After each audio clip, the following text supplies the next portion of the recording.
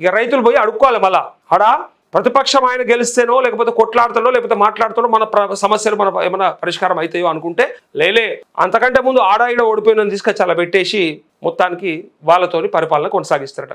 వాళ్ళ ఉద్దేశం ఏముంటుంది, ప్రభుత్వం ఏం చెప్తే చేయాలి, ప్రభుత్వం ఎట్లంటే అట్లా ఆడాలి, లేదా ప్రభుత్వానికి మద్దతుగా నిలబడాలి, రైతులని సంపేసేయాలి, రైతులు ఏది అడిగినా వాళ్ళకి నచ్చింది చెప్పాలి. అంతేగాని రైతుల కోసానికి మాత్రం ఆలోచించేది లేదు. చివరికి పిఎస్సిఎస్లలో ఎన్నికలు కూడా చేయలేని పరిస్థితులలో పడిపోయింది. ఈ జెడ్పీటీస్ ఎంపీటీస్ కూడా అట్లే పెట్టుకోరు, అయిపోతుంది.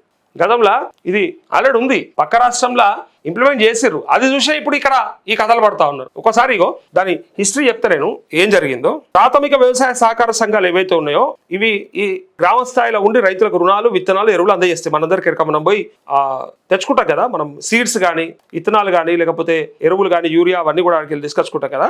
అయితే జనరల్గా అక్కడ రైతులు ఓటేసి మాత్రం ఎన్నుకునే అవకాశం ఉంటుంది. అయితే ఇక్కడ సభ్యులను నామినేట్ చేస్తారు కదా. ఇప్పుడు ఈ కొత్తగా అంటే ప్రత్యేక వర్గాలకు ప్రాతినిధ్యం ఇవ్వడానికి ఎన్నికలు జరగకపోతే తాత్కాలిక నిర్వహణ కోసం చేస్తారు నామినేటెడ్. అయితే ఇగో ప్రజాస్వామ్య పద్ధతి తగ్గిపోతుంది. ఒకసారి ఇక్కడ లోపం ఏం జరుగుతుంది, ఒకవేళ నామినేటెడ్ పద్ధతిలో కనుక ఎన్నుకుంటే అయితే ప్రయోజనాలు ఉన్నాయి. ఏమవుతుంది, తొందరగా రాజకీయ నిరుద్యోగులను అక్కడ ఉద్యోగస్తులుగా చేయొచ్చు, ఓడిపోయిన వాళ్ళందరూ తీసుకొచ్చి అక్కడ పెట్టొచ్చు, కొంతమంది అకామిడేట్ అయ్యే అవకాశం ఉంటుంది. చాలా మందికి మొన్న సర్పంచ్లుగా ఓడిపోయిన వాళ్ళు లేకపోతే ఇంకేదో పదవులలో ఓడిపోయిన వాళ్ళు లేదా నామినేటెడ్ కోసం ఎక్స్పెక్ట్ చేసే వాళ్ళు ఖాళీ గుండెలను తీసుకొచ్చి పెట్టేస్తుంది.